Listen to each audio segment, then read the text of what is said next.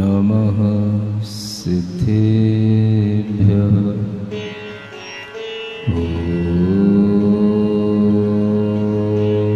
नमः सिद्धेभ्यः।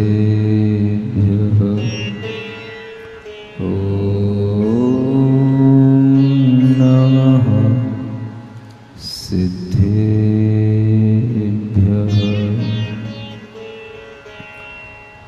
जयतस्तव पार्श्वस्य श्रीमद्भर्तुः पदद्वयम् क्षयं दुस्तरपापस्य क्षमं कर्तुं ददज्जयम् तमोतु ममतातीत ममोत्तममतामृत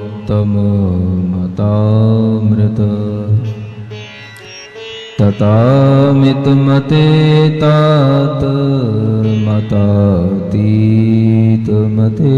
मृत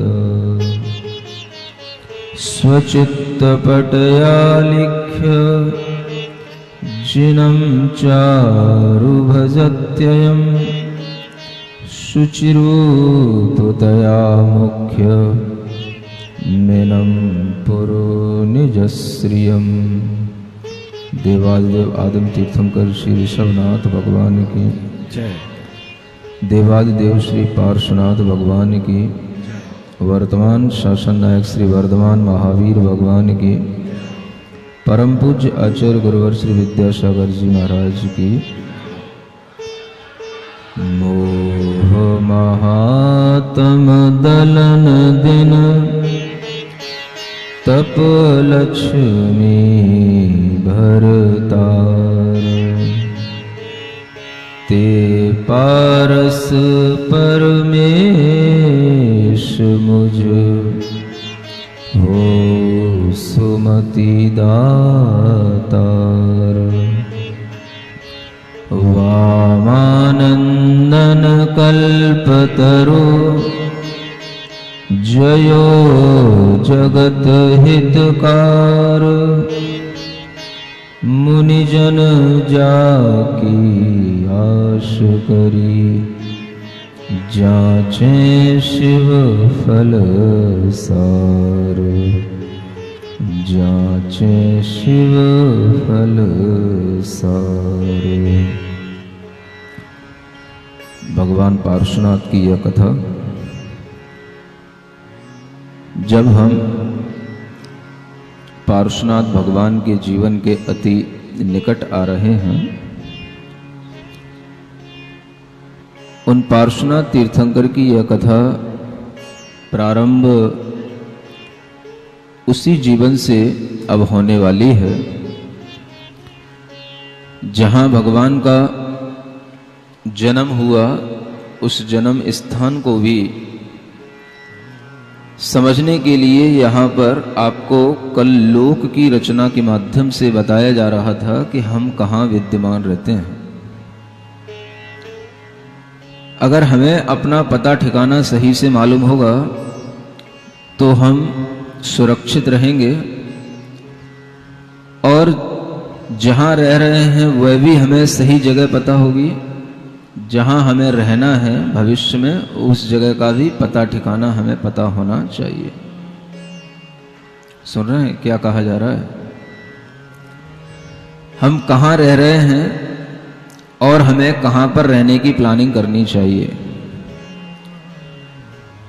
हम जहाँ रह रहे हैं वह ठिकाना भी हमको पता होना चाहिए कि वो ठिकाना कितने चीज़ों को पार करने के बाद में आता है।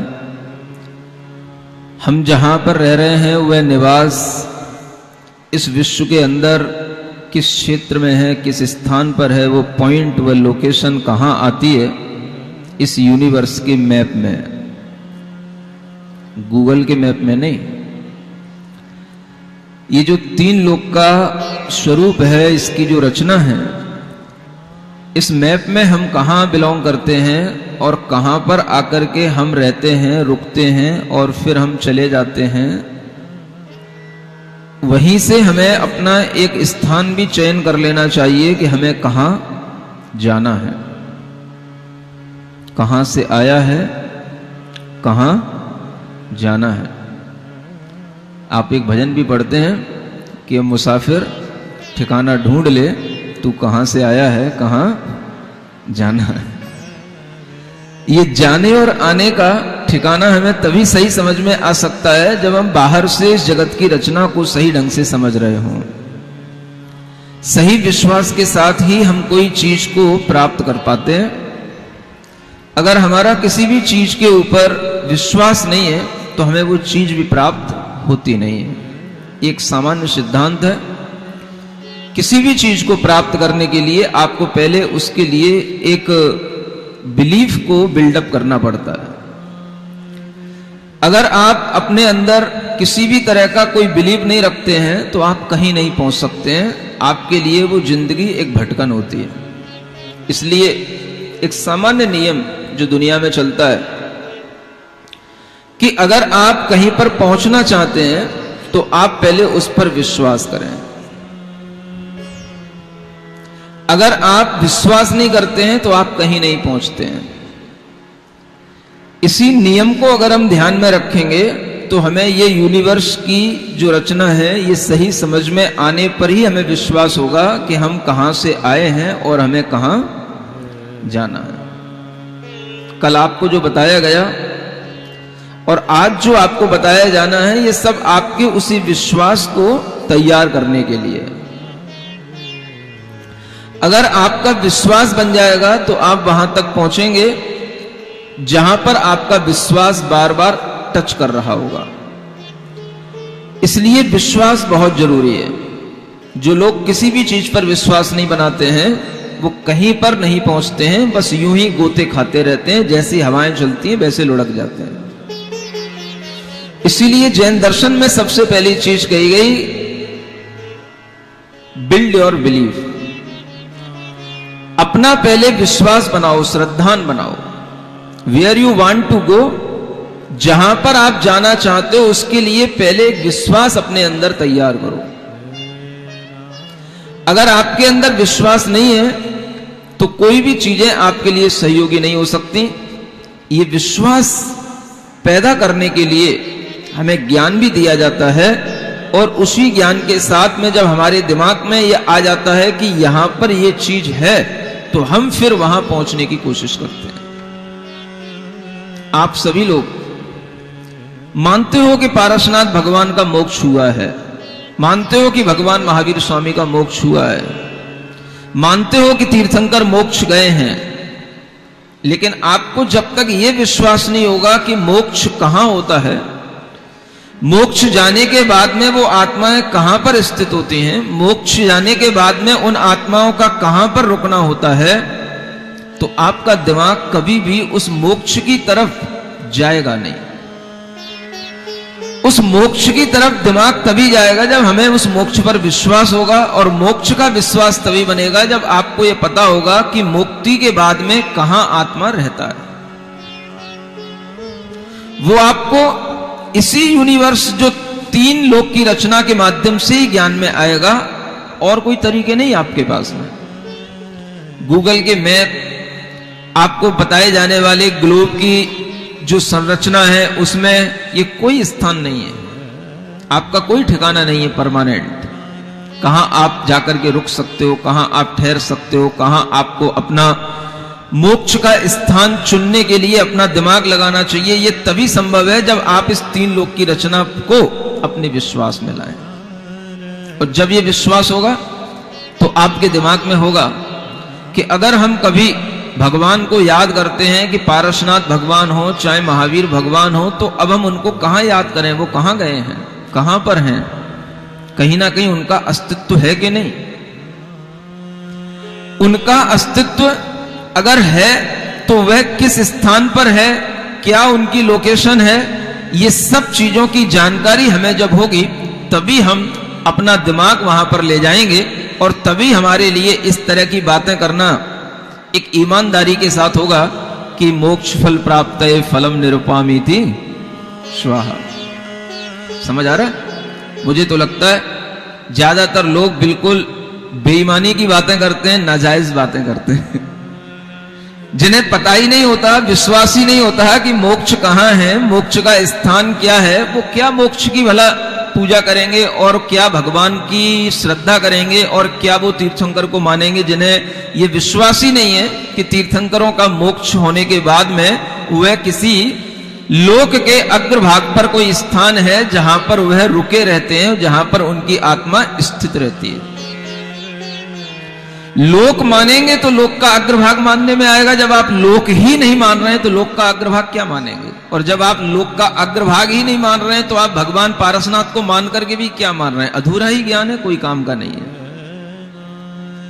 कितने ही ऐसे बच्चे होंगे जो तीर्थंकरों के नाम याद कर लेते हैं, नाम पता होता है, स्थान पता होता है, ये भी पता होता है उनका जन्म कहां हुआ, ये भी पता होता है उनका मोक्ष कहां से हुआ।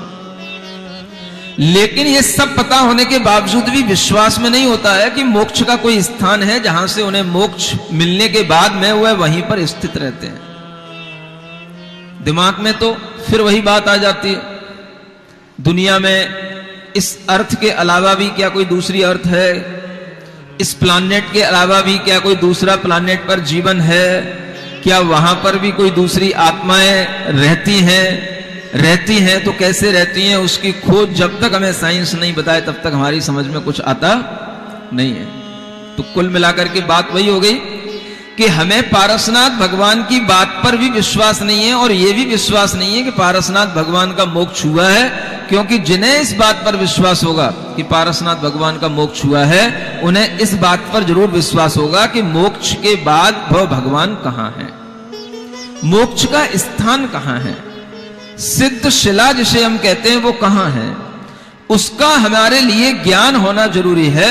और वह ज्ञान कल आपको 3 लोक के माध्यम से दिया गया कि 3 लोक में सबसे जो टॉप मोस्ट स्थान होता है वहीं पर सिद्ध आत्माओं का वास होता है, जो स्वर्ग के भी ऊपर होता है। सर्वार्थ सिद्धि नाम का स्वर्ग है, उससे भी 12 योजन की ऊंचाई पर वह सिद्ध शिला, और उससे भी ऊंचे बात वलय जहां पर लोक के अंत भाग में रहते हैं वहां पर जाकर के उन सिद्ध आत्माओं का स्थान होता है। उस लोक के बाहर कोई भी सिद्ध आत्माएं विचरण नहीं करती हैं। क्या सुन रहे हो? न सिद्ध आत्माएं हमेशा घूमती रहती हैं लोक में, वो एक जगह पर जाकर के टिक जाते हैं, रुक जाते हैं और वे लोक के अंदर ही रहते हैं। लोक के बाहर तो केवल शून्य है, आकाश है, वहां कोई द्रव्य नहीं है। इस तरह की जानकारी हमारे अंदर होगी तो हमें विश्वास में आएगा और तभी हम याद कर पाएंगे कि भगवान पारसनाथ कहां से मोक्ष गए, कहां पर आज उनकी आत्मा आज भी विद्यमान है और कहां हमें जाना चाहिए। इस बात का भी ठिकाना अगर हमें बनाना होगा तो इसी विश्वास के साथ बनाना होगा। कहां जाना चाहिए? हर किसी आत्मा का अगर इस तरह का विश्वास नहीं होता कि मुझे भी उस लोक के अग्रभाग पर जाकर के स्थित होना है, मुझे भी उस मोक्ष स्थान को प्राप्त करना है, तो आपके लिए मोक्ष फल की प्राप्ति के लिए पूजा करना, अखंड अक्षय पद की प्राप्ति के लिए अक्षत चढ़ाना, या किसी भी तरह के क्षुधादि रोगों को नाश करने के लिए नैवेद्य चढ़ाना, मोह अंधकार का नाश करने के लिए दीपक चढ़ाना, मुझे लगता है सब खाना पूर्ति या बेईमानी की चीजें हैं। सुन रहे हो कि नहीं सुन रहे हो? क्या सुन रहे हो? पूजा करने वालों सुनो, और जो पूजा करने के लिए दूसरों को प्रेरणा देते हैं वो भी सुने कि पूजा करने में भी हमारा विश्वास अगर उस मोक्ष स्थान पर नहीं होता है तो हमें उस पूजा से भी क्या लाभ मिलेगा, क्योंकि वो विश्वास में तो पूजा का कोई भाव हमारे अंदर है ही नहीं। विश्वास में जब वो भाव आएगा तभी हमारे लिए वह पूजा सार्थक होगी, और वह विश्वास तभी आता है जब हम इस तरह के लोक की संरचना पर अपना विश्वास जमा लें। 3 लोकों में अधोलोक भी है जो नरक का स्थान है, मध्य लोक भी है जो हमारे लिए कर्म भूमि और भोग भूमि का स्थान है, और ऊर्ध्व लोक भी है जो हमारे लिए स्वर्ग और मोक्ष का स्थान है। ये तीनों ही लोक अलग अलग तरह से हमारे लिए पुण्य और पाप का फल दिखाने वाले हैं, और इन तीनों लोकों में जीव रहते हैं जो अलग अलग तरह के गुणों को धारण करने वाले हैं, अलग अलग तरह की उनकी अपनी क्वालिटी है, और इस तरह के जीवों के साथ में जो उनका परिणमन चलता है, उसी परिणमन को यदि हम विश्वास में लाएंगे तो हमें पता होगा नरक कहां है, स्वर्ग कहां है, मोक्ष कहां है। सुन रहे हो? इसलिए बात शुरू की थी, आए कहां से, जाना कहां है। कुछ पता ठिकाना है कि नहीं? कहां से आए? घर से आए महाराज। घर में भी कहां से आए? घर में कहां से आए तो बताओ। घर में कहां से आए? जन्म से आए। जन्म कहां से हुआ? गर्भ से हुआ। गर्भ में कहां से आए? वो तो कुछ पता नहीं महाराज। अगर आपको इससे पहले पूछा जाए और उससे पहले पूछा जाए फिर कहां से आए, फिर कहां से आए, फिर कहां से आए, तो आपके पास में कोई उत्तर नहीं होगा। एक उत्तर जानने की कोशिश कर लो। अगर कोई आपसे कभी ज्ञानी पुरुष पूछे कि आप कहां से आए, आप कहां से आए, आप कहां से आए, तो आप उत्तर देना कि हम निगोद से आए। कहां से आए? कौन सी जगह से आए? हर आत्मा जो यहां पर आकर के जीवन जी रहा है, जो यहां पर आया है, वो सब आत्माएं कहां से आई? निगोद से आई। पारसनाथ भगवान की आत्मा भी कहां से आई? निगोद से आई। सब आत्माओं की यात्रा जो शुरू होती हैं, व्यवहार में जो लोग हमें दिखाई देते हैं, वो सब कहां से निकल के आते हैं? निगोद से आते हैं। हम भी सब निगोद से आए हैं। पार्श्वनाथ भगवान की आत्मा भी निगोद से आई है, और निगोद में रहने के बाद, अनेक जीवन जीने के बाद में जब उनका जीवन मोक्ष के निकट आ गया, तब हमने उनके 10 भाव पहले की चर्चा शुरू की है। उससे पहले का अनंत जीवन, अनंत काल, अनंत भव, उसकी कोई चर्चा नहीं है, उसका कोई ज्ञान नहीं है। वह निकट में जब वो जीवन आ गया तब उसकी चर्चा प्रारंभ हुई है, और इस तरह की चर्चा में ये जो पड़ाव आया है बीच में कि वह भगवान अनेक तरह के भव भवांतरों में अनेक जीवन जीने के बाद में अब यहां आ रहे हैं। जिस नगर में, जिस स्थान पर जन्म लेने के लिए आ रहे हैं, वहां से भी उन्हें आगे जाना है। यहां हमेशा के लिए रहने नहीं आ रहे हैं। कहां से आए हैं, कहां जाना है, जाने का अंतिम लक्ष्य सुन रहे हो? आप सभी का अगर अंतिम लक्ष्य, जिसे हम डेस्टिनेशन कहते हैं, अगर वह मोक्ष होगा तो आपको कुछ उपलब्ध होगा। और अगर आपके लिए लक्ष्य मोक्ष का नहीं है, लक्ष्य उस सिद्ध पद को प्राप्त करने का नहीं है, तो आप अभी भीतर से जैन भी नहीं हो पाए। क्या सुना? भीतर से जैन होने का मतलब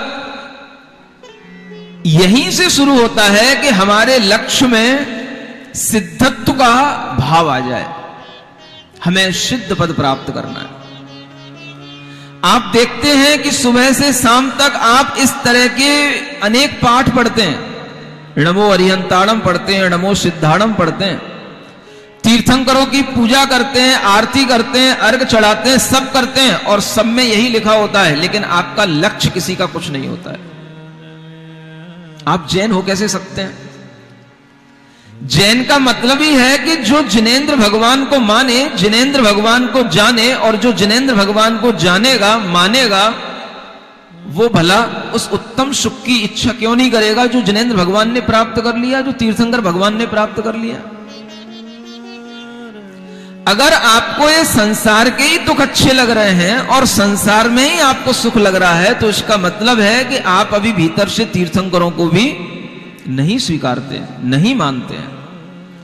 आपके अंदर अभी कोई भी तीर्थंकरों के सिद्ध स्थान का, मोक्ष स्थान का कोई भाव नहीं है। आप वर्षों से अनेक तरह के लाडू चढ़ाते आ रहे हैं, सम्मित शिखर जाते आ रहे हैं, अनेक तरह के सब धर्म कार्य करते आ रहे हैं, लेकिन आपको विश्वास कहीं से कहीं तक कुछ भी नहीं है। सुन रहे हो? बुरा तो नहीं लग रहा? किन लोगों को विश्वास है? जरा हाथ उठा के बताना कि मोक्ष। अरे विश्वास तो सभी को है। अगर विश्वास है तो इसका मतलब ही हो गया कि आप सभी का टारगेट है मोक्ष जाने का, और आपके मुंह से फिर एक ही आवाज निकलना चाहिए, आया निगोद से जाना है मोक्ष को। कहां से आए हो और जाना कहां है और बैठे कहां हो? अभी कहां बैठे हो? अभी जहां बैठे हैं महाराज वहां बैठे हैं, लेकिन हमारा लक्ष्य यहां बैठे रहने का नहीं है। हमारा लक्ष्य क्या है? मोक्ष जाने का लक्ष्य है। ये लक्ष्य अगर हम अपना बना करके रखेंगे तो हम भीतर से कुछ जैन हो पाएंगे, अन्यथा अभी हम केवल जैन कुल में जन्म ले पाए हैं, इससे ज्यादा अभी कुछ कर नहीं पाए हैं। सुन रहे हैं? तीर्थंकरों का विश्वास भी अगर हो जाएगा तो आपको यह विश्वास आ जाएगा कि जब लोक के अग्रभाग पर ऐसे सिद्ध पुरुष विराजमान हैं, वह अगर इस संसार के दुखों से मुक्ति प्राप्त किए हैं तो हमें भी इन संसार के दुखों से ही मुक्ति प्राप्त करना है, हमें भी उन जैसा बनना है। आप लोगों के लिए यह कथा अनेक तरह से समझाने के लिए है कि आप अपने लक्ष्य ऊंचे बनाएं। कैसे बनाएं? ऊंचे लक्ष्य बनाओ। जिनके लक्ष्य ऊंचे होते हैं वही ऊंचाइयों को प्राप्त करते हैं। अगर आपके लक्ष्य केवल सामान्य जीवन जीने के हैं, अपने जीवन का गुजारा करने के लिए हैं, तो बस आपकी गुजर बसर ही होगी, इससे ज्यादा कुछ नहीं मिलेगा। सुन रहे हो? जो अपने जीवन में ऐसे बड़े बड़े लक्ष्य बनाए हैं, उन्हीं को यह स्वर्ग ग्रैवेक तक की यात्राएं और उसके बाद में जहां से जीव आने वाला है वह आनत स्वर्ग से यहां पर आने वाला है, और जहां आने वाला है वहां की लोकेशन अभी बताई जा रही है कि वो कहां है। इस मध्यलोक में, अधोलोक और ऊर्ध्वलोक की तो बात ही नहीं है, कहां पर है? मध्यलोक में। इस मध्यलोक में अनेक द्वीप और समुद्र हैं, वहां पर यह जम्बू द्वीप है, और उस जम्बू द्वीप में एक भरत क्षेत्र है। भरत क्षेत्र में भी अगर आप देखें तो आप इधर ध्यान दें कि भरत क्षेत्र को आपके लिए बताया गया था कि जैसे कोई गोला है और उसके नीचे हम एक चाप बना देते हैं छोटा सा बॉटम पर, तो उसकी जैसी रचना बन जाती है, वो एक आपके लिए भरत क्षेत्र है। और उसी के ऊपर आप एक लाइन खींचें तो वह एक कुलाचल पर्वत बन जाएगा, जिसे हम हिमवन पर्वत कहेंगे। एक लाइन है और ऐसा एक कर्व है, अर्ध चंद्रमा की आकृति बन गई। अब उसी में आप बीच में एक और लाइन खींच दें जिसका नाम है विजयार्ध पर्वत। क्या बोलते हैं? विजयार्ध पर्वत। एक बीच में एक लाइन और खींच दें। जो ऊपर लाइन खींची थी वहां पर कुलाचल पर्वतों पर एक सरोवर है जिसको पद्म सरोवर कहा जाता है। वहां से दो नदियां निकलती हैं, एक गंगा नदी और एक सिंधु नदी, और उन नदियों के माध्यम से वहां दो लाइनें खिंच जाती हैं। अब आप इस संरचना को बना करके देखें कि जहां एक अर्ध चंद्रमा की आकृति हो, बीच में एक लाइन खिंची हो विजयार्ध पर्वत की, और ऊपर वाली लाइन से दो लाइनें वर्टिकल ऐसी निकल रही हो नदी के रूप में, तो आप देखें कि इसमें कितने पोर्शन बन गए उस अर्ध चंद्रमा की आकृति के अंदर। करके देख लें। नहीं समझा? अर्ध चंद्रमा की आकृति यूं बना करके ऊपर आपने एक सीधी लाइन खींची, बीच में एक सीधी लाइन खींचे बीचों बीच में, जिसे विजयार्ध पर्वत कहते हैं, जहां पर चक्रवर्ती भी पहुंच करके सोच लेते हैं कि हमारी आधी विजय हो गई। 6 खंडों के जिन्हें हम अधिपति कहते हैं, वो 6 खंड हम आपको बना करके बता रहे हैं यही हाथों पर। समझ आ रहा है? ये लाइन जो बीच में खींची और ऊपर जो लाइन खींची थी, उस पर्वत के ऊपर एक सरोवर बीचों बीच में, और वहां से दो नदियां निकालें, एक गंगा नदी और एक सिंधु नदी, दो वर्टिकल लाइन खींचते हैं तो ये 6 पोर्शन बन गए। इन 6 पोर्शनों में जितने भी ये साइड के पोर्शन हैं 5, ये सभी जो है म्लेच्छ खंड कहलाते हैं। और जो पोर्शन नीचे के बॉटम पर टच कर रहा है, सबसे नीचे है, वो आर्य खंड है। और उस आर्य खंड में ही तीर्थंकरों का जन्म होता है। म्लेच्छ खंडों में तीर्थंकरों का जन्म नहीं होता। उस छोटे सा जो ब्लॉक आपके नीचे बन रहा है, सबसे नीचे पोर्शन में, उस दक्षिण भाग में जम्बू द्वीप का वह सबसे निचला स्थान, वहीं पर उस आर्य खंड में ही अनेक प्रदेश हैं। आजकल जिन प्रदेशों को हम उत्तर प्रदेश, मध्य प्रदेश, हिमाचल प्रदेश, बिहार, झारखंड इन नामों से जानते हैं, पहले ये प्रदेश इतिहास में कुछ और नामों से बनाए जाते थे और नामों से जाने जाते थे। कौशल, महाकौशल, अंग, बंग, इस तरीके के उनके नाम हुआ करते थे। कलिंग देश, ऐसे नाम हुआ करते थे। और इन नामों की इतिहास से जानकारी आपको मिलेगी तो उन्हीं नामों के अनुसार पहले उन क्षेत्रों की राजधानियां हुआ करती थी और उन प्रदेशों में बड़ी बड़ी नगरियां हुआ करती थी, उनको उस नाम से जाना जाता था। आज हम जिसे उत्तर प्रदेश के नाम से जान रहे हैं, उसी उत्तर प्रदेश में ही उस तीर्थंकर आत्मा का जन्म होने जा रहा है। कौन सी नगरी में हो रहा है, कहां होगा, ये सब आपको इस कथा के माध्यम से अब आगे बताया जाने वाला है। आप लोग अपना मानस अच्छे से बना करके रखें। मंगल भवन अमंगल हारी, पारसनाथ जगत हितकारी, संपत सब ही घर आवे, पारस कथा भविक जो गावे। Page number 40। यो अनेक रचना आधार, द्वीप राज राजे अधिकार, तहाँ मेरु के दक्षिण भाग, किदो भूमि तीर्थ सुभग सुहाग, भरत खंड 6 खंड समेत, धनुषाकार विराजत खेत, तावे सब सुख धर्म निवास, काशी देश कुशल जनवास। देखो लिखा है ना, ये आकृति जो हम आपको अर्ध चंद्रमा की बता रहे थे, यहाँ क्या लिखी, धनुषाकार। धनुष भी इसी आकृति का बनेगा, ऊपर डोर होती है, नीचे ऐसा गोलाकार धनुष होता है। तो उसी धनुषाकार आकृति की तरह ही यह भरत खंड है, भरत क्षेत्र है, जिसके अंदर 6 खंड हो जाते हैं, एक बीच में पर्वत और 2 नदियों के माध्यम से। और उसी आर्य खंड में जहां हमने आपको स्थान बताया, उस देश का नाम, उस प्रदेश का नाम, जिसे हम आज उत्तर प्रदेश कहते हैं, वो काशी देश के नाम से जाना जाता है ना। और वहां पर एक नगरी है, उस देश की वो नगरी कहलाती है। आज सब कुछ वही कहलाता है, उसी को आप काशी कहते हो, उसी को बनारस कहते हो।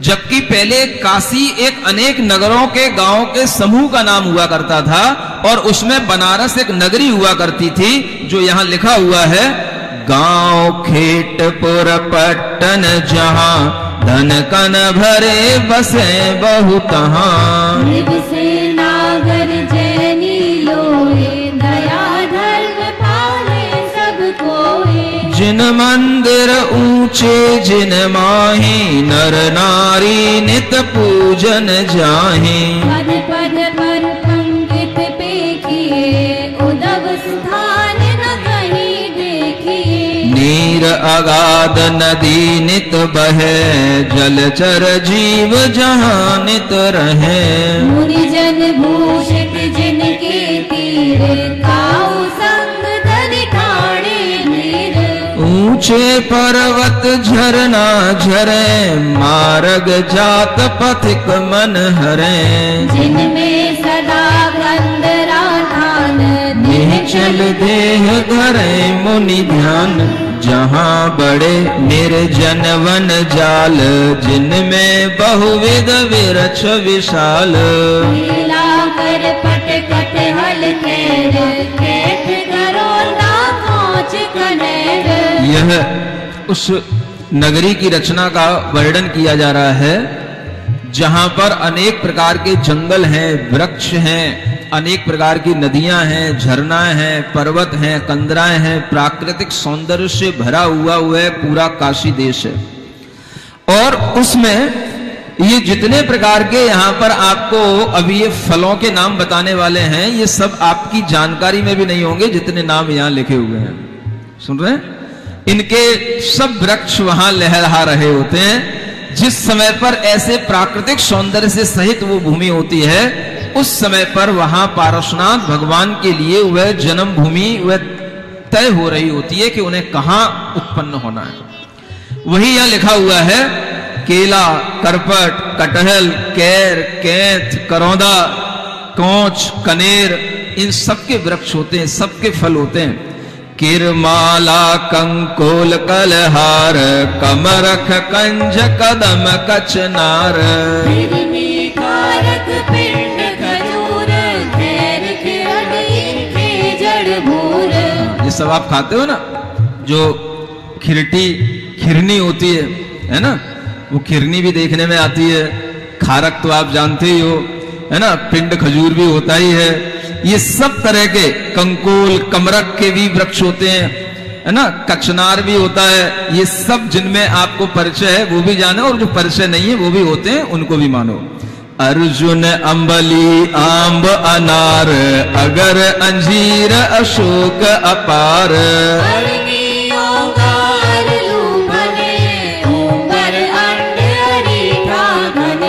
पाकर, पीपल, पूंग, प्रियंग, पीलू, पाटल, पहाड़, पतंग, गुड़हल, गूलर, जान, गाडर, गुंजा, गोरख, पान। पंडित जी ने भी देखो बड़े अच्छे ढंग से ये फलों के नाम पिरोए हैं कि अगर पापा के नाम है तो उनने सब पापा के नाम इकट्ठे कर दिए, गागा के नाम है तो गागा पे इकट्ठे कर दिए, आ पे जो नाम है वो आ पे इकट्ठे कर दिए, है ना। पंचाच्योड़, चीड़, चिरौंजी, फली, चंदन, चोल, चमेली, भली, चंड, जंभीरी, जामन, कोट, नीम, नारियल, ही सही गोट, सोना, सीसम, सेंभल, शाल, सालर, सिरस, सदा फल जाल, बांस, बबूल, बकायन, बेर, बेत, बहेड़ा, बड़हल, पेर, महुआ, मौल, सिरी, मचकुंद, मरुआ, मौखा, करना, कुंद, दूत, तमोल, नितेंदु, ताल, तगर, तिलक, तालीस, तमाल, इह विध रहे सरोवर छाय, सबको कहत कथा बढ़ जाय, कहाँ साधु एकांत विचार, करे पठन पाठन विधि सार, विविध सरोवर शीतल ठाम, पंथी बैठ ले ही विश्राम, निर्मल नीर भरे मनहार, मानो मुनि चित विगत विकार, सो है सफल साल के खेत, भय नम्र फल भार समेत, संचन जन ज्यो संपत्ति पाए, छोड़ गुमान चले सिर नाया, केवल ज्ञानी करत विहार, जहाँ सदा सब सुख दातार, अच्छा रंच चहु संग समेत, विहरमान भज जन हित हेत। ऐसे अनेक प्रकार के उद्यान हैं जिनमें अनेक तरह के वृक्ष हैं, और उन वृक्षों में बड़े बड़े मुनि महाराज उन वृक्षों के तलों पर बैठ करके, उनकी छाया में बैठ करके वह ज्ञान ध्यान तप में अनुरक्त रह रहे हैं। वहीं पर प्राकृतिक सौंदर्य है, अनेक तरह की नदियां हैं, नदियों के किनारे होते हैं, और उन किनारों पर भी वह मुनि महाराज कोई खड़े हैं, कोई बैठे हैं। इस तरह के प्राकृतिक सौंदर्य में ही मुनि महाराज ध्यान करते हैं। सुन रहे हो? जैसा प्राकृतिक सौंदर्य देखने में आता है, वैसे ही उस प्रकृति की छटा में जब मुनि महाराज ध्यान करते हैं तो वह अपनी प्रकृति, अपने स्वभाव के बहुत निकट आ जाते हैं। प्रकृति में रहने से ही हम अपनी प्रकृति के निकट आ पाते हैं। और इस तरह का जो प्राकृतिक सौंदर्य जहां बनता है, मुनि महाराज को रुकने का, धर्म ध्यान करने का अच्छा भाव वहीं पर बनता है। आज अगर आप लोगों को लग रहा है कि ये आगरा में मुनि महाराज रुके हुए हैं, तो आप ये जान करके रखें कि आगरा का जो हरि पर्वत का जो परिसर है, यह भी एक उद्यान जैसा ही लगता है। और इस तरीके के पर्वत पर जहां चारों ओर हरियाली है, तभी मुनि महाराज को रुकने का और वहां पर धर्म ध्यान करने का मन होता है। गली कूचों में तो रुकते रुकते ठहरते ठहरते बोर हो जाते हैं, लेकिन चातुर्मास करने के लिए इसी तरह के स्थल अच्छे लगते हैं और ऐसे ही स्थलों की मुनि महाराज खोज करते हैं। आपके लिए अगर एकांत में अच्छा नहीं लगता है तो ये ध्यान रखें कि मुनि महाराज के लिए एकांत वहां अपने आप बन जाता है जहां प्रकृति हो। तुम कितनी देर रहोगे? सुबह से 10 बजे तक बस, समझ आ रहा है? फिर 10 बजे के बाद सन्नाटा हो जाता है? लेकिन लोगों का आना जाना कुछ भी आता जाता रहे, चलता रहे, लोग भले ही किसी भी तरीके से अपना लाभ लेते रहें, लेकिन मुनि महाराज के लिए एक समय मिल जाता है कि भाई अब ये समय कैसा है? एकांत का समय है, रात्रि का समय है, सुबह का समय है, सायं का काल का समय है, संध्या काल का समय है। उस समय पर मुनि महाराज को भी एकांत पसंद होता है, एकांत चाहिए होता है, क्योंकि उसी एकांत में एकत्व आत्मा की भावना की जाती है। सबके बीच में रह करके एकत्व का पाठ तो पढ़ाया जा सकता है, लेकिन एकत्व आत्मा का चिंतन नहीं हो सकता। इसलिए मुनि महाराज हमेशा ऐसे प्राकृतिक स्थानों पर रहते हैं, और जहां के नर नारी कैसे हो, आसपास जो मनुष्य रहते हैं वो सब कैसे हो, उनके अंदर भी कैसा धर्माचरण हो, जिससे कि उस नगर का वातावरण एक धर्म के योग्य बन जाए, वह भी यहां पर आपको इस काशी नगर के वर्णन के माध्यम से समझ में आएगा कि वहां पर किस तरह के लोग हैं और किस तरह के वहां पर आचरण करने वाले श्रावक और श्राविकाएं होते हैं।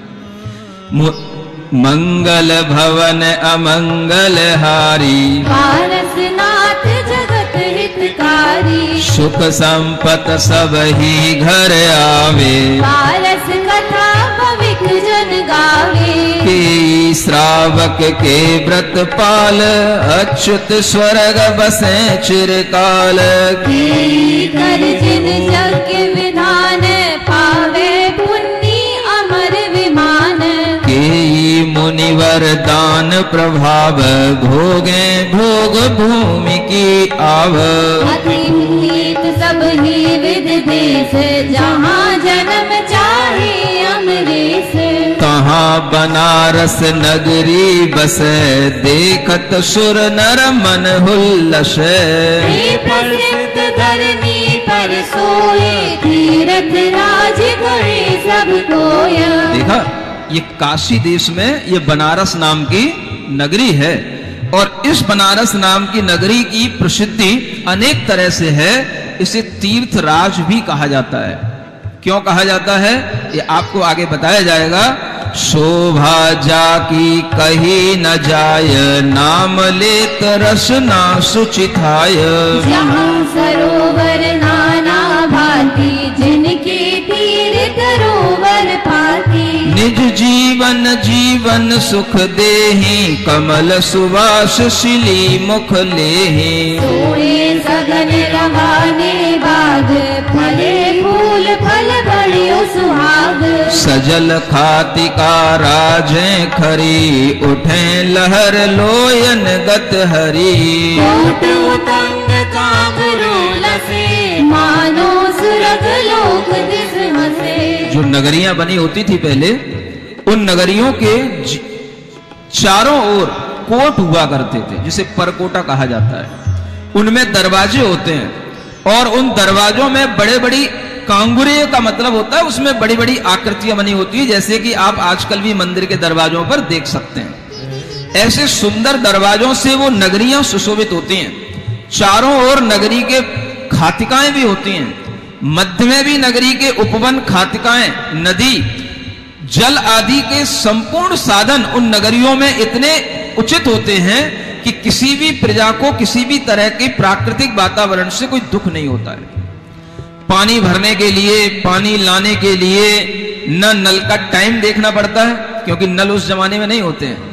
हमेशा बावड़ियां, सरोवर, कूप, ये कुएं हमेशा लबालब भरे हुए मिलते हैं, और पानी आदि की कोई समस्या नहीं होती है। हर जगह पर लोगों के लिए हवा, पानी, वनस्पति खाने पीने की सब प्रकार की सुविधाएं इतनी अच्छी होती हैं कि उस जमाने में लोगों को कहीं पर भी फल आदि लेने के लिए न तो सब्जी मंडी जाना होता है और न किसी मॉल में जाना पड़ता है। समझ आ रहा है? मॉल में क्या मिलेगा? वहां तो आपको बासी सब्जी भी ताजी जैसी मिलेगी, है ना, ताजी जैसी लगेगी आपको, लेकिन वो सब होगा पुराना ही माल। सब्जी मंडियां होती थी वहां तक फिर भी थोड़ा सा ताजा मिलता था, लेकिन जहां पर लोगों के आसपास ही इतनी खेतियां हों, इतने वृक्ष हों कि उन्हें कभी सब्जियां ना खरीदनी पड़ती, ना कभी सब्जियां लेने के लिए मंडी जाना पड़ता। सबके यहां पर अपने आप धान्य है, अनेक तरह की साग सब्जियां, फल फ्रूट्स हैं, ये सब घरों घरों में अपने आप लोगों के पास हुआ करते थे। सब लोग उनके स्वामी हुआ करते थे। किसी के यहां पर केले के वृक्ष लगे हैं, आम के वृक्ष लगे हैं, खूब आम खा रहे हैं, खूब केले खा रहे हैं, खजूर खा रहे हैं, नारियल ले रहे हैं। सबके उनके खेतों में वृक्ष हुआ करते हैं, जिससे सब लोग बड़ा समृद्धि का जीवन जिया करते थे। सुन रहे हो? कुछ है आप लोगों के यहां? अब कुछ नहीं बचा महाराज, ये सब पुराने जमाने की बातें हैं। हम लोग तो आजकल, ये तो आप बैलगाड़ी के जमाने की बातें बता रहे हो, हम लोग तो आजकल कंप्यूटर के जमाने की बातों में सुनने वाले लोग हैं। अगर आपके लिए ये समृद्धि समझ में आ रही है तो आप ये देखें समृद्धि किसको कहते हैं। जहां खाने पीने के लिए भी हमें परतंत्र होना पड़ता है, दूसरे लोगों के लिए देखना पड़ता है, बाजारों में जाना पड़ता है और वहां पर भी हमें शुद्ध चीजें न मिलती हो, उनसे भी हमारा स्वास्थ्य बिगड़ जाता है। वहां पहले लोगों की समृद्धियां इतनी अच्छी हुआ करती थी कि उनके खाने पीने के कारण के से ही उनकी इम्यून सिस्टम इतने स्ट्रांग रहा करते थे कि कोरोना जैसी बीमारियां न कभी वहां होती थी न आती थी। ये कोरोना कोई बीमारियां नहीं है, वायरस तो हमेशा दुनिया में हमेशा भरे हुए रहते हैं। जब आपकी इम्यूनिटी वीक हो जाएगी तो वो वायरस आपके ऊपर अटैक करने लग जाते हैं, इसका नाम है बीमारी। और कोई बीमारी कोई चीज का नाम नहीं है। समझ में आ रहा? और वो इम्यूनिटी कहां से वीक होती है? आपके खाने पीने के गलत ढंगों से। जो लोग अनेक तरह के ऐसे खान पान करते हैं जिनमें ना कोई सत्व होता है, ना प्रोटीन्स होते हैं, ना विटामिन होते हैं, बस पिज्जा है, बर्गर है, मैदे की चीजें हैं, तली भुनी चीजें हैं, बस खाए जा रहे हैं, उससे क्या होगा? आपकी इम्यूनिटी कभी भी स्ट्रांग हो ही नहीं सकती है, क्योंकि आपको जो तत्व चाहिए शरीर के लिए वो तो आपको मिल ही नहीं रहे हैं। आप खा रहे वो चीजें जो शरीर के लिए जरूरत ही नहीं है। तली भुनी चीजों की, ज्यादा मिर्च मसाले वाली चीजों की शरीर को जरूरत इसलिए नहीं होती क्योंकि शरीर में अम्ल तो पहले से ही बन रहा होता है और ये चीजें उसी एसिड को और बना देती हैं। तो फिर आपके लिए वह एसिड बढ़ जाने से अनेक तरह की ऐसी बीमारियां होती हैं जो बीमारियां कैंसर तक का रूप ले लेती हैं। आपको बता रहा हूं कि अगर आपको अपने भोजन का सिस्टम सही बना करके रखना है तो एक बात हमेशा याद रखो कि हमारा भोजन क्षारीय होना चाहिए। कैसा होना चाहिए? क्षारीय भोजन। सुन रहे हो? थोड़ी सी फिजिक्स केमिस्ट्री पढ़े होगे, एसिड बेस इनके नाम सुने हैं ना? अगर हमारे लिए भोजन में क्षार तत्व ज्यादा होगा तो वो भोजन हमारे शरीर के लिए लाभदायक होगा। कैंसर ट्यूमर का एक बहुत बड़ा कारण यह है कि अगर शरीर में एसिड ज्यादा बनता है और उसका जो क्षार है, क्षार तत्व को वह न्यूट्रल नहीं कर पाता है, तो एसिड ज्यादा बनने से इस तरीके की कैंसर जैसी बीमारियां होती हैं। इसलिए भोजन में वो चीजें लेनी चाहिए जिनमें क्षार ज्यादा हो, और इस तरीके के भोजन की जो चीजें होती हैं वो सब अच्छी सब्जियां, और जिन सब्जियों में लौकी जैसी सब्जी प्रमुख कही जाती है। समझ में आ रहा है? जिसमें क्षार तत्व सबसे ज्यादा होता है और वही आपको अच्छी नहीं लगती है। आलू लाओ आलू, प्याज लाओ प्याज। समझ आ रहा है? तो बस ऐसी सब्जियां खाओगे जिनमें कार्बोहाइड्रेट ज्यादा है और कुछ नहीं है। अब आपके लिए जरूरत है उस तरीके के क्षारीय पदार्थों की जो क्षार केवल लौकी में मिलेगा, टिंडे में मिलेगा, परवल में मिलेगा, इस तरह की जो मूंग आदि की दाल के पानी है उनमें मिलेगा। वो आपको पीना नहीं, वो आपको खाना नहीं। कोल्ड ड्रिंक पीना है, मैदा के पिज्जा बर्गर खाना है, तो सबको बर्बाद ही होना है, मिटना है। समझ आ रहा है? ये कोरोना वोरोना के सब बेवजह के डर बना रखे, कोई बीमारियां नहीं है। और ये लोग ही सबसे ज्यादा उसमें मिट रहे हैं जिन लोगों की इम्यूनिटी इस तरीके से वीक हो चुकी है। आप अपने आप को स्ट्रोंग रखें, क्षार तत्व को सबसे ज्यादा लेने की कोशिश करें। पहले के भोजन जो हुआ करते थे, अगर आप कभी बुंदेलखंड की तरफ जाओ तो वहां पर एक लचका बनता है, जो बहनें बैठी हैं जानती हैं समझ आ रहा है क्या होता है? वो केले का खार बनाया जाता है, जो केले के जो डंठल आदि को सुखा करके खार बनाया जाता है। अगर नमक कोई नहीं भी ले तो उस खार में इतना अच्छा स्वाद आ जाता है, नमक की जरूरत नहीं पड़ती। समझ आ रहा है? और वो खार तत्व ही आपके लिए एसिडिटी को कम करने वाला है। जिन लोगों को एसिडिटी की बीमारी है वो कोई बीमारी नहीं है, आप ऐसे भोजन ले रहे हो जिससे एसिड ज्यादा बन रहा है, वो एसिडिटी पैदा करेगा। जब वो एसिडिटी ज्यादा बन जाती है, हमारे अंदर जो बॉडी के अंदर मेटाबॉलिज्म का जो सिस्टम होता है वो डिस्टर्ब होता है, और वो एसिडिटी ज्यादा बनने पर होता है। एसिड ज्यादा बनेगा, कहीं ना कहीं किसी ना किसी जगह पर वो जाकर के कलेक्ट होगा, वही जाकर के कैंसर का रूप लेगा। क्योंकि बॉडी के अंदर जब तक इस तरीके के क्षार तत्व वाले भोजन नहीं होंगे तो बॉडी में न्यूट्रलिटी नहीं आती है। माने जो एसिड बन रहा है, पित्त बन रहा है, उसको न्यूट्रल करने के लिए हमें ऐसे भोजन का सेवन करना चाहिए जिनमें क्षार तत्व अधिक हो। समझ में आ रहा है? तो ऐसे भोजन अगर आप लेंगे तो आप बहुत कुछ एसिडिटी से बचे रहेंगे, अनेक तरह की बड़ी बड़ी बीमारियों से बचे रहेंगे। एक बीमारी शुरू होती है वो दूसरी और बीमारियों को पहुंचाने में कारण बन जाती है। इसलिए ऐसे लोग जो पहले जीवन जीते थे उनको कभी कैंसर नहीं होते थे। क्यों नहीं होते थे? अपने ही घर के शुद्ध फल लेना है, शुद्ध सब्जियां खाना है। आज आप जितनी भी सब्जियां खा रहे हैं, फल खा रहे हैं, वो सब भी केमिकल और एसिड से मिली हुई होती है। और जितने भी केमिकल होते हैं सब क्या होते हैं? सब एसिड ही होते हैं, बड़े बड़े डेंजरस एसिड होते हैं। और उन एसिड के माध्यम से वो सब्जियां बनाई जाती हैं। आपके लिए बीमारी बनने का सबसे बड़ा कारण यह है। इसलिए जो लोग स्वस्थ रहना चाहते हैं, स्वस्थ भोजन करना सीखें, साफ सुथरा एसिडिटी से रहित भोजन करना शुरू करें, और ऐसे भोजन लें जिसमें कि इस तरीके के ये केमिकल ना मिले हुए हों, पेस्टिसाइडों का जिनमें यूज ना किया गया हो। ऐसे भोजन अगर आप लेंगे तो आप इन बीमारियों से बच पाएंगे। और जब आप लेंगे तभी आप मुनि महाराज को दिला पाएंगे, तभी आप मुनि महाराज को भी बीमारियों से बचा पाएंगे।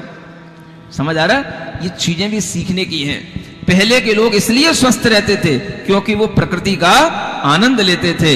मंगल भवन अमंगल हारी, पारसनाथ जगत हितकारी, सुख संपत सब ही घर आवे, पारस कथा भविक जन गावे, ऊंचे महल मनोहर लगे, तोरण कलश शिखर जगमगे, अति उन्नत जिन मंदिर जहाँ तिन महिमा वर्णन बुध कहाँ, रतन बिंब राजे जिह माही, शिखर सुरंग ध्वजा फहराई, कंचन के उपकरण समाज, आवे भवि जन पूजा काज, जय जय शब्द सहित छवि छजय, किदौ धर्म रैणायर गजे, नगर नारी नित बंधन जाही, जिन दर्शन उत्सव माही, भूषण भूषित सुंदर देह, मानो सुवग अप्सरा ये है,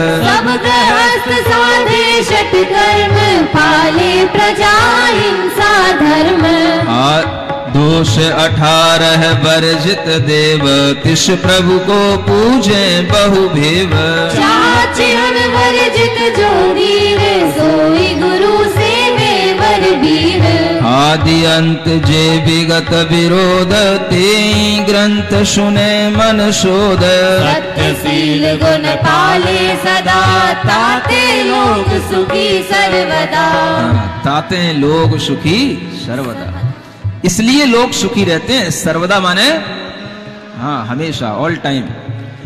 अगर उनके जीवन में इस तरीके का भोजन, इस तरीके के प्रकृति के साथ में जीवन का रहना गुजरना होगा तो अपने आप धर्म करने में भी मन लगता है। बड़े बड़े जिनालय हैं, रत्नों के वहां पर जिन बिंब हैं, और सब नगर के नर नारी बड़े उत्साह के साथ में सज धज करके आभूषण पहन करके ही मंदिरों में जाते हैं। सुन रहे हो? कुछ लोग कहते हैं मंदिरों में आभूषण पहनने की क्या जरूरत है, तो क्या भिखारी बन के आओगे मंदिरों में? हैं? मंदिरों में भी आने पर एक उत्सव और उत्साह तभी प्रतीत होगा जब आप सब कुछ वैभव के साथ होते हुए भी आकर के भगवान जिनेंद्र देव के चरणों में लौट जाओ और कहो कि भगवान आपके आगे वैभव कुछ नहीं है, तो समझना कि हां आपने भगवान जिनेंद्र देव के वैभव को स्वीकार किया।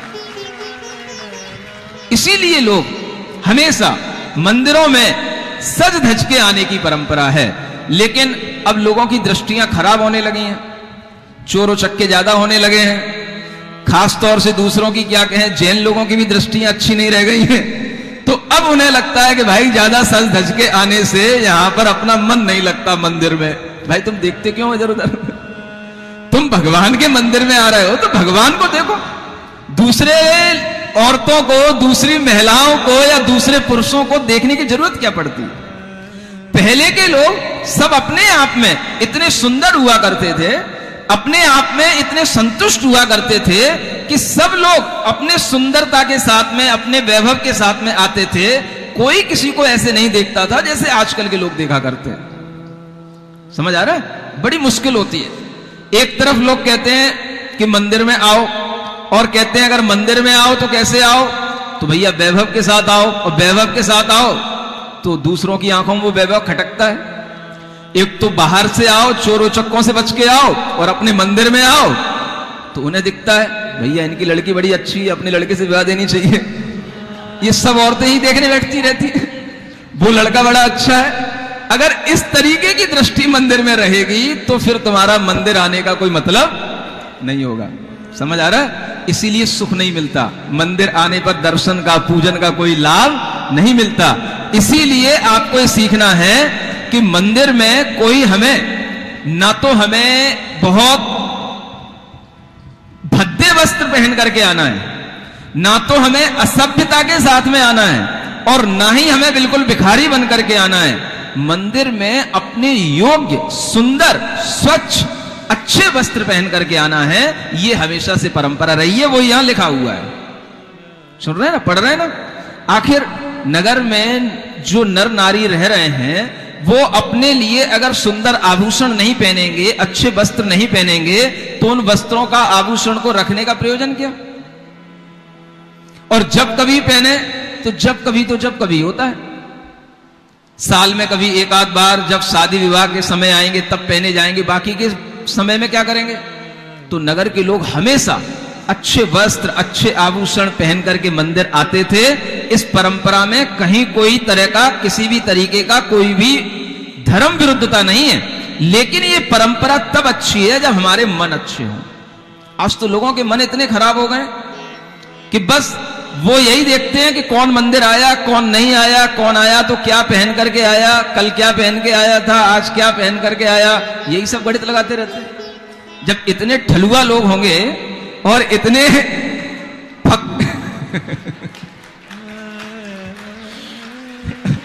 समझ में आ रहा ना? ठलुआ समझ में आता ना?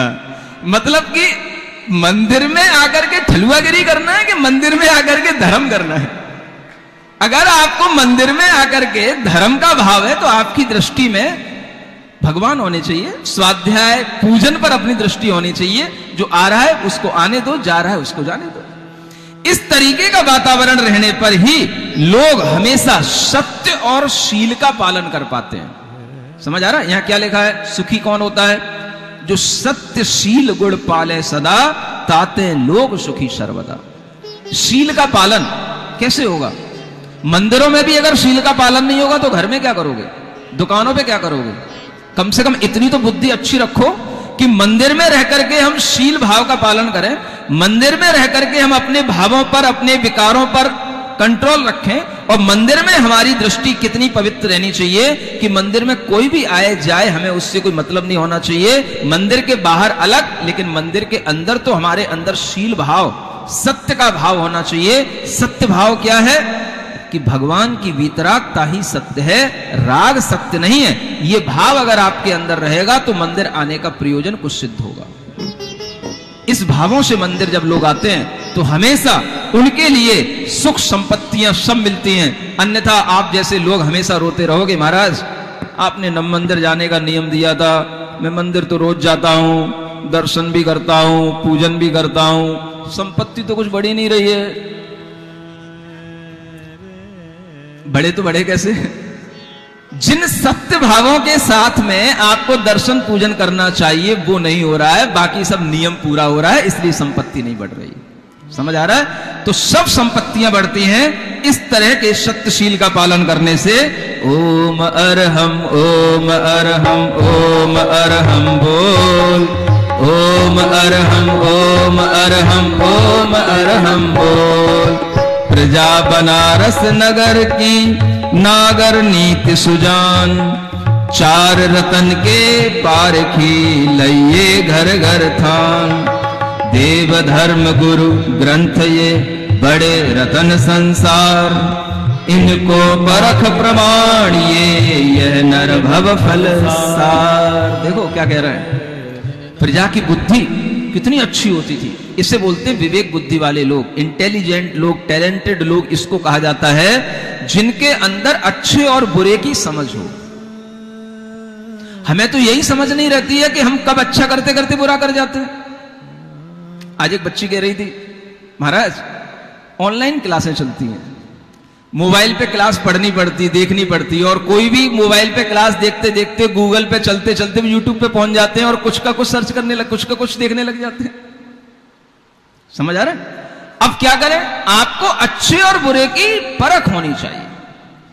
जितना आप अच्छे और बुरे की परख रखेंगे उतना ही आप विवेकी कहलाएंगे, उतना ही आप अपने माइंड पे कंट्रोल कर पाएंगे और उतना ही आप अपने लक्ष्य को प्राप्त कर पाएंगे।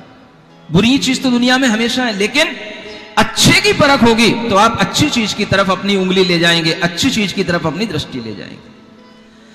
यहां कहा जा रहा है कि सबसे बड़ा परीक्षा प्रदानी, पारखी, सबसे बड़ा विवेकी वह है जो दुनिया में रह करके चार चीजों की परीक्षा कर लेता है। चार रतन के पारखी बनो।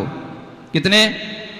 हाँ, दुनिया में सबसे बड़े रतन, दुनिया में बहुत से देव हैं, भगवान हैं, परख करो, परीक्षा करो कौन से भगवान वास्तव में भगवान है, बाकी के उसके लिए भगवान कहा जा रहा है। परख करो। अगर पारखी दृष्टि नहीं होगी तो आपकी दृष्टि कुछ भी नहीं है। पारखी होने का मतलब ही है कि सही और गलत के बीच का अंतर कर लेना अपनी बुद्धि में, और ये चार चीजों में अंतर कर लेना चाहिए तो आपकी जिंदगी पार लग जाएगी। कौन सी चार चीजों का अंतर? भगवान तो सब भगवान होते हैं, मंदिर तो सभी मंदिर होते हैं, भगवान में क्या छोटा बड़ा करना, भगवान में क्या ऊंच नीच करना, ऐसे हमें आके ज्ञान देते लोग। समझ आ रहा है? जब आपके अंदर यही पता नहीं है कि भगवान सभी भगवान होते हैं तो वो भगवान भी भगवान है कि नहीं, कि भगवान के नाम पर वो भगवान बन के पूज रहे हैं केवल, वो आपको अपनी पारखी दृष्टि से देखना पड़ेगा। वो परीक्षा, आपकी कसौटी आपके पास होनी चाहिए, और चार चीजों की परीक्षा हमेशा रखनी चाहिए। जगत में भगवान किसे कहते हैं, देव किसे कहते हैं, सच्चा भगवान कौन होता है? सच्चा और झूठ हमेशा संसार में रहता है। आपके अंदर अगर परख करने की शक्ति नहीं है तो इसका मतलब है आपके अंदर विवेक नहीं है, बस आप काम चला रहे हो। तो भगवान की परीक्षा करो पहले, पारखी दृष्टि से देव को परखो। दूसरा, धर्म को परखो, कौन धर्म सच्चा है, किस धर्म में हमें सत्यता की बात बताई जाती है, किस धर्म में हमें दया की पराकाष्ठा पर पहुंचाया जाता है, किस धर्म में हमें सत्य की पराकाष्ठा की बातें बताई जाती हैं, किस धर्म में हमें संसार के शुरू से लेकर के अंत तक की यात्रा हमें सही ढंग से करने का पूरा ज्ञान दिया जाता है। ये आप धर्म की परख करो, गुरु की परख करो। तीसरा रतन कौन सा? गुरु। गुरु की भी परख करो कि कौन गुरु हमारे लिए मोक्ष का मार्ग बताता है, कौन गुरु हमारे लिए धर्म का मार्ग बताता है, और कौन गुरु हमारे लिए पाप के मार्ग पर हमें ले जाता है। इस तरह की परख अगर आपके अंदर नहीं होगी कौन गुरु हमें तरह तरह के बेवकूफ बनाते रहते हैं, इस तरह की अगर आपको परख नहीं होगी तो आपको गुरु रूपी रतन की परख करना नहीं आएगा। फिर आपके लिए गंगा गए तो गंगा दास और जमुना गए तो गंगा और जमुना सब आपकी यूपी में है ही है। समझ आ रहा है ना? तो बस परख करोगे तभी पता पड़ेगा कि गंगा गंगा है, जमुना जमुना है। गंगा और जमुना कभी एक नहीं हो सकती। समझ में आ रहा है? इसी का नाम है सरस्वती। जहां आपके अंदर सरस्वती होगी, बुद्धि होगी, विवेक होगा, तो वहीं पर आपको यह पता होगा गंगा का नाम गंगा है और जमुना का नाम जमुना है। समझ आ रहा है? अगर सरस्वती नहीं है तो आपके लिए गंगा जमुना सब बराबर है। समझ आ रहा है? कोई से बाबा हो, कोई से गुरु हो, सब आपके लिए बराबर है। बस जिनसे अपना काम बने वो अपने गुरु, बाकी के क्या मतलब है अपने को।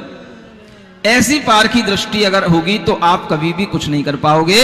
सही और गलत की पहचान 4 चीजों में हमेशा रखना: देव, धर्म, गुरु और ग्रंथ। ग्रंथ माने शास्त्र। शास्त्र भी तरह तरह के दुनिया में होते हैं। कौन से शास्त्र पढ़ने योग्य हैं, कौन से प्रामाणिक हैं, कौन से अप्रामाणिक हैं, इस तरह की पारखी दृष्टि भी आपके अंदर होगी। तो ये 4 रतन के पारखी पहले तो लिखा है इसमें घर घर में होते थे, आज तो ढूंढने से नहीं मिलते। समझ आ रहा है? इसी को बोलते हैं इतनी अवनति हो गई है बुद्धि की कि आज कोई पारखी नहीं मिलते हैं। बस जिससे अपना स्वार्थ सदे ऐसे लोग मिलते हैं। ऐसी स्थिति अगर रहती है तो वहां पर धर्म नहीं होता, सुख शांति कुछ भी नहीं होती। जिनकी जाने परख ते जग लोचनवान, जिनको यह सुधि ना परो ते नर अंध अजान। देखो क्या कहते हैं, वे नर भी अंधे हैं जिनके लिए इन 4 चीजों की परख नहीं है? और जिनके लिए लोचन मिले हैं लेकिन फिर भी इन्होंने ऐसी 4 चीजों की परख नहीं कर पाई। आंखें मिली, नेत्र मिले, लेकिन फिर भी 4 चीजें नहीं परख पाई, तो उन्हें अंधा कहा जा रहा है। सुन रहे हो बच्चे? समझ में आ रहा है ना? क्या कर रहे हो आपस में? किसका आनंद ले रहे हो? इसी कथा का आनंद लेना है, और कुछ तो नहीं कर रहा? हाँ, मैं सब देख रहा हूं। लोचनहीन पुरुष को अंध न कहिए भूल, उर्लोचन जिनके मुदे ते आधे निर्मूल। यहां कहा जा रहा है अगर किसी की आंखें नहीं भी हो, कोई अंधे भी हो, तो उन्हें अंधे मत कहना। अंधे उनको कहना जिनके भीतर किसी तरह की कोई श्रद्धा नहीं, कोई विवेक नहीं। और जो अंधे होकर के भी जिनके अंदर इस तरह की श्रद्धा हो, विवेक हो, तो उन्हें लोचनवान समझना। ये आपकी भीतरी दृष्टि कहलाएगी, ये आपके अंदर विवेक दृष्टि कहलाएगी। ओम अरहम नमः, ओम अरहम नमः, ओम अरहम नमः, ओम अरहम नमः, ओम अरहम नमः, ओम अरहम नमः, ओम अरहम नमः।